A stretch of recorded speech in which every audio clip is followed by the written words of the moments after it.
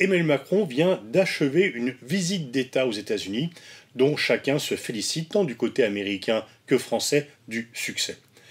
Et dans l'entourage du président, on met en avant qu'il s'agissait d'une visite d'État, donc dans l'ordre protocolaire, c'est beaucoup plus important qu'une simple visite, et de mettre en avant que c'était la première visite d'État d'un chef d'État étranger depuis l'élection de Biden. Alors, bien sûr, on peut s'en féliciter, cela démontre la bonne relation qui existe entre les États-Unis et la France, mais quelque part, moi je suis toujours un peu gêné parce que c'est toujours inégal. C'est toujours un pays européen qui se vante d'être le favori de Washington. Jamais les États-Unis se vantent d'avoir des bonnes relations avec un pays européen.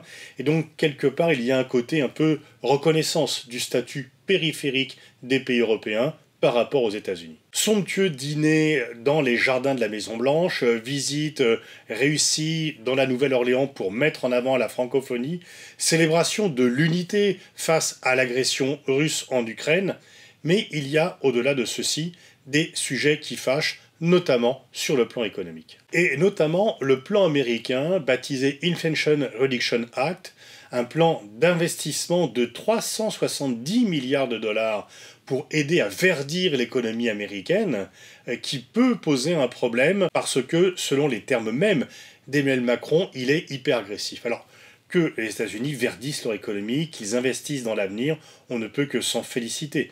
Et d'ailleurs, dans un premier temps, la présidente de la Commission européenne, Ursula von der Leyen, a félicité les États-Unis de se lancer dans ce plan. Et puis très vite, on s'est aperçu, en France, en Allemagne et dans les pays européens, que ce plan avait des conséquences qui pouvaient être extrêmement négatives pour l'industrie européenne, déjà mal en point. En effet, les industriels peuvent récupérer 40% de leur investissement s'ils investissent aux États-Unis ou dans des pays qui ont des accords de libre-échange avec les États-Unis, à savoir le Mexique et le Canada.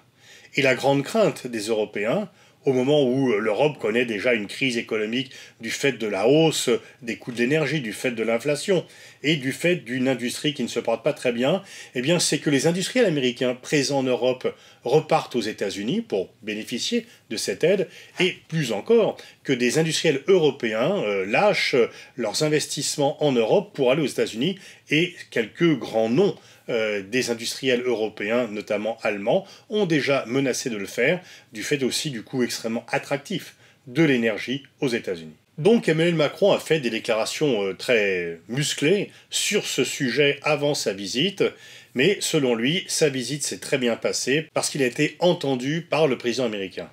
Entendu, mais il n'est pas sûr qu'il ait été écouté, puisque Joe Biden a dit « Les États-Unis ne s'excusent pas, je ne m'excuse pas ». Il n'y a pas de concession faite aux demandes des responsables politiques européens pour leurs industriels dans ce plan, et finalement Emmanuel Macron n'est pas revenu avec des résultats tangibles et concrets. Dans un interview accordé aux Parisiens dimanche, dans l'avion qui le ramenait à Paris, Emmanuel Macron dit que les responsables américains lui ont signifié que leur objectif n'était pas d'affaiblir l'industrie européenne. Mais si l'objectif n'est pas celui-ci, le résultat pourrait être cela. Espérons que ce voyage a été utile pour réveiller les consciences européennes face à ce danger pour leur propre économie. Et une fois encore, les Européens ont un temps de retard par rapport aux décisions américaines. Emmanuel Macron dit que pour le moment, par rapport à cette loi qui a été adoptée il y a peu de temps, il y a 2 mois et demi, aucune voix européenne ne s'était élevée. Il a raison, mais il faut maintenant passer et ne pas se contenter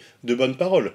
Comme lorsque, après l'affaire ANCUS, Joe Biden avait dit à Macron lors d'une rencontre de réconciliation qui avait eu lieu à Rome que les Américains ne recommenceraient pas. On avait rappelé notre ambassadeur, on l'a renvoyé, il ne s'est pas passé grand-chose. Donc en fait, on ne peut pas se contenter finalement de mots un peu réconfortants et peut-être même anesthésiants de la part des Américains s'il n'y a pas des gestes concrets et des résultats tout à fait positifs. En fait, les Américains défendent leur intérêt national, ils ont raison de le faire. Ceux qui sont en tort, ce sont les Européens qui n'agissent pas de la même manière, parce qu'ils sont divisés, parce qu'ils sont tétanisés, qu'il n'y a pas un Buy European Act comme il y a un Buy American Act, et finalement la Chine d'un côté, les États-Unis de l'autre défendent réellement leurs intérêts, et nous, eh bien, on ne le fait pas. Et puis, lorsque en France, on parle de défendre l'intérêt national français contre les États-Unis, très rapidement, l'accusation d'anti-américanisme surgit. il n'y a pas d'accusation d'anti-européisme ou d'anti-francisme lorsque les Américains défendent leur international contre nous. Finalement, Biden est en train de réaliser ce que voulait faire Trump, mais Biden le fait en douceur, gentiment, c'est kill him softly. Trump tapait sur la table, menaçait, insultait. Biden parle d'une voix douce et posée, fait des sourires, assure de son amitié les Européens, mais finalement Trump voulait surtout rétablir la balance commerciale déficitaire des États-Unis face à l'Europe. Biden y travaille en vendant une énergie 4 fois plus chère aux acheteurs européens qu'aux acheteurs américains, ce qui va créer une distorsion de concurrence entre les industriels américains et les industriels européens, plus cette loi qui risque effectivement d'affaiblir encore un peu plus l'industrie européenne. Beaucoup ont dit qu'il était temps de sortir de la naïveté par rapport aux Russes, qu'il était temps de sortir de la naïveté par rapport aux Chinois. Il est peut-être aussi temps de sortir de la naïveté par rapport aux Américains, parce que entre les législations extraterritoriales et ceci, finalement, ils ne nous traitent pas comme des alliés. Nous sommes alliés stratégiquement pour faire face à l'agression russe en Ukraine, mais commercialement, nous restons finalement en compétition qui n'est pas toujours fair-play de la part des Américains, il faut quand même en prendre conscience. Alors, bien sûr, les pays européens sont tétanisés par la menace militaire russe, ils pensent que seuls les Américains peuvent les défendre contre cette menace militaire russe et que cela vaut quelques concessions, mais très honnêtement, et beaucoup le disent, il n'y a pas une menace militaire russe aussi importante que cela. Les Russes ne sont pas capables de conquérir le Donbass entier, ils ne contrôlent même pas les territoires qu'ils ont annexés de façon illégale par ailleurs. Ce n'est pas pour aller envahir l'Europe de l'Ouest. Et donc, cette menace militaire russe est aussi peut-être à relativiser. Non pas sur les intentions agressives de Poutine, ça on ne peut pas les mesurer, mais simplement sur les capacités.